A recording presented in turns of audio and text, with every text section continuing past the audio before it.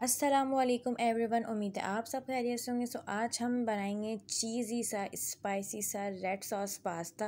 तो चलें बिना टाइम वेस्ट किए हम अपनी इस मज़ेदार सी रेसिपी को स्टार्ट कर लेते हैं।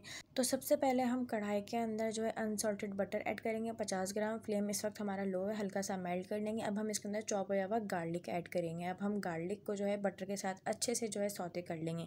तो जब आपका जो गार्लिक है वो अच्छे से सौते हो जाएगा तो इसके अंदर हम एक अदद बारीक चॉप हुई हुई प्याज ऐड कर लेंगे और प्याज को भी हम यहाँ सॉफ्ट होने तक जो है पका लेंगे।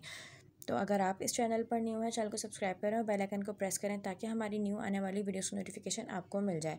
अब आप देख सकते हैं हमारी जो प्याज है वो यहाँ अच्छे से सॉफ्ट हो गई है। अब हमने इसके अंदर एक अदर टमाटर की प्यूरी बना के जो है ऐड कर लिया है और इसको हम यहाँ 2 से 3 मिनट तक जो है मीडियम फ्लेम पे अच्छे से फ्राई कर लेंगे प्याज के साथ ही। और इसके अंदर हमने 1 टेबल स्पून जो है मैदे की स्लाइरी बना के जो है ऐड कर ली है ताकि आपकी जो टमाटर की प्यूरी है वो यहाँ थोड़ी सी थिक हो जाए। तो अब हमने मैदा ऐड कर लिया है तो हमने थोड़ा सा इसको पका लेना है तकरीबन 5 से 10 मिनट तक।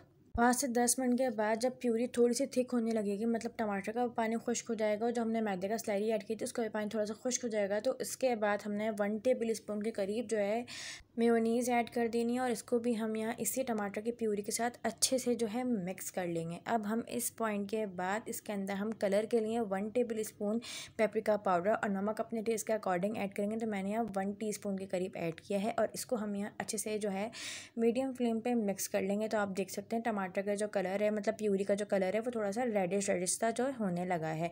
ट्रस्ट मी, ये वाली मैक्रोनी जो है हमारे घर में बहुत पसंद की जाती है और अगर आप भी इस रेसिपी को ट्राई करेंगे तो आपके घर में भी सबको बहुत मज़े की लगेगी।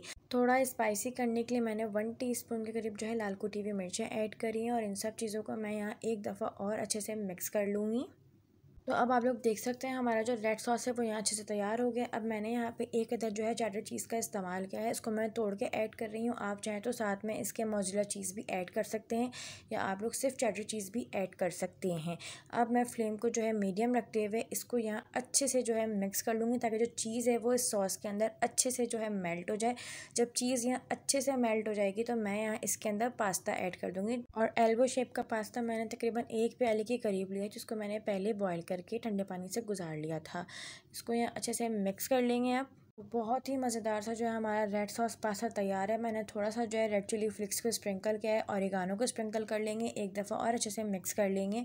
और मैंने मिक्स करने के बाद जो ना एक दफ़ा और इसके अंदर चीज़ ऐड करी थी क्योंकि चीज़ मेरे लिहाज से इसके अंदर बहुत कम थी। तो अच्छे से मिक्स करने के बाद अब हम इसको डिश आउट कर लेंगे। तो ये है जी इसकी फ़ाइनल लुक।